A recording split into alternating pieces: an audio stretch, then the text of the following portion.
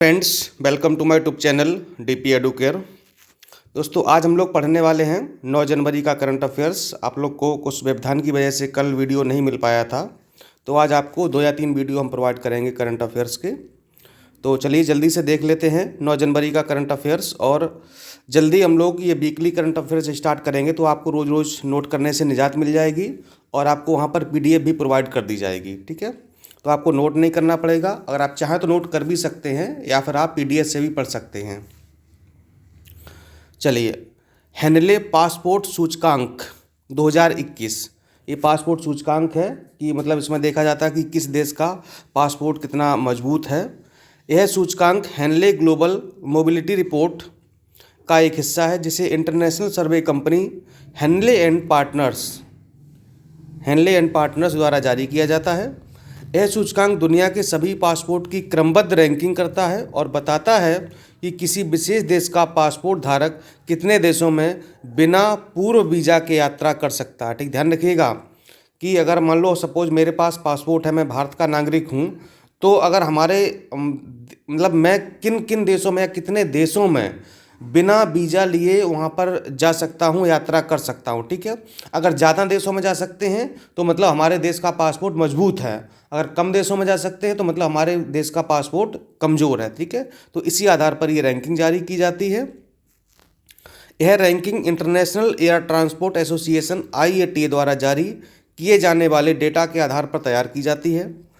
और इसमें जो 3 टॉप देश हैं वो हैं, जापान का है जो पासपोर्ट है वो सबसे मजबूत है, यानी कि जापान के नागरिक अन्य कई देशों में, विश्व के कई देशों में बिना वीज़ा के जा सकते हैं। दूसरा स्थान है सिंगापुर का और तीसरा स्थान है संयुक्त रूप से दक्षिण कोरिया और जर्मनी का। भारत को यहाँ पर 85वीं यानी कि 85 स्थान पर रखा गया है। भारत की रैंकिंग आपकी 85। ठीक है, भारत का पहला स्की पार्क, तो भारत का पहला स्की पार्क हिमाचल प्रदेश के शिमला के निकट कुफरी में स्थापित होगा। शिमला में एक जगह है कुफरी, तो वहाँ पर ये स्थापित किया जाएगा। परियोजना 5.04 एकड़ भूमि पर विकसित की जाएगी। इसमें indoor ski park, palatial mall, food court, shopping arcade के अलावा 1000 वाहनों के पार्किंग की सुविधा भी होगी। नेक्स्ट है अरुंधति और मैत्रेयी योजना। तो कर्नाटक सरकार ने अरुंधति और मैत्रेयी योजना लॉन्च की है, कर्नाटक सरकार द्वारा। इसके तहत आर्थिक रूप से पिछड़े कमजोर वर्ग की ब्राह्मण महिलाओं को आर्थिक लाभ दिया जाएगा। अरुंधति योजना के तहत ब्राह्मण वधुओं को 25,000 रुपये दिए जाएंगे। ठीक, जो भी शादी करेंगी ब्राह्मण वधुएं होंगी उनको 25,000 रुपये दिए जाएंगे। मैत्री योजना के तहत राज्य में पुजारियों से शादी करने वाली ब्राह्मण महिलाओं को 3 लाख रुपए की निश्चित गारंटी बॉन्ड के जरिए उपलब्ध कराई जाएगी। ठीक है, जो भी वहाँ के पुजारियों से शादी करेंगी महिलाएं तो उनको 3 लाख रुपए की एक निश्चित गारंटी या वारंटी बॉन्ड प्रोवाइड किया जाएगा। उपग्रह से पृथ्वी क्वांटम संचार नेटवर्क। चीन ने दुनिया का पहला उपग्रह से पृथ्वी क्वांटम संचार नेटवर्क स्थापित करने में सफलता हासिल की है। चीनी वैज्ञानिक अनुसंधान टीम ने 4600 किलोमीटर तक फैले उपग्रह से पृथ्वी क्वांटम कुंजी के सफलतापूर्वक वितरण को साकार किया है। चीन और भारत के बीच इंटरनेशनल बॉर्डर लाइन का नाम मैकमोहन रेखा है। चीन की सबसे लंबी नदी यांगसी है, जिसकी लंबाई 6300 किलोमीटर है और ये एशिया की सबसे लंबी नदी है। ये चीन के बारे में फैक्ट था। देश का पहला फायर पार्क कहाँ पर है? ये उड़ीसा के भुवनेश्वर में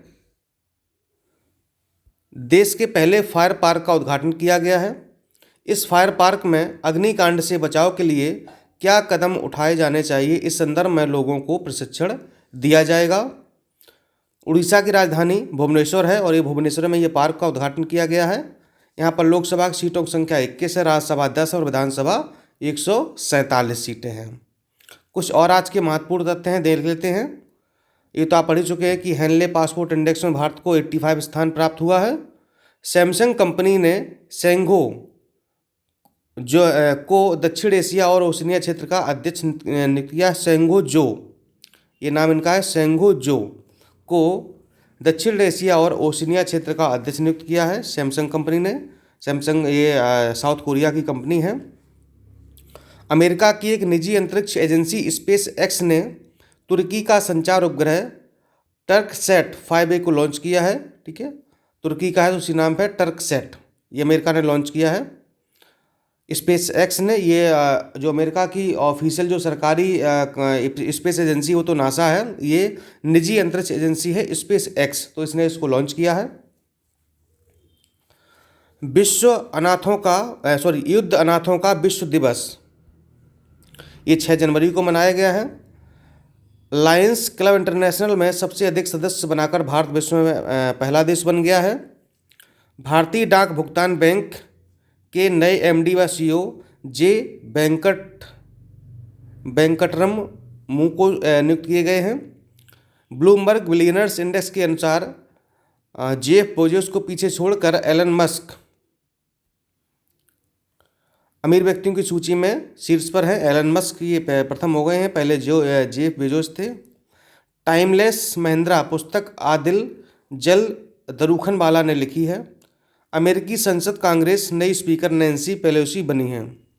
तो ये था आपका आज का यानी कि 9 जनवरी का करंट अफेयर्स। आप लोग इसको नोट करेंगे और जल्दी आपको हम वीकली करंट अफेयर्स प्रोवाइड करेंगे, जिसमें आपको PDF भी उपलब्ध कराया जाएगा।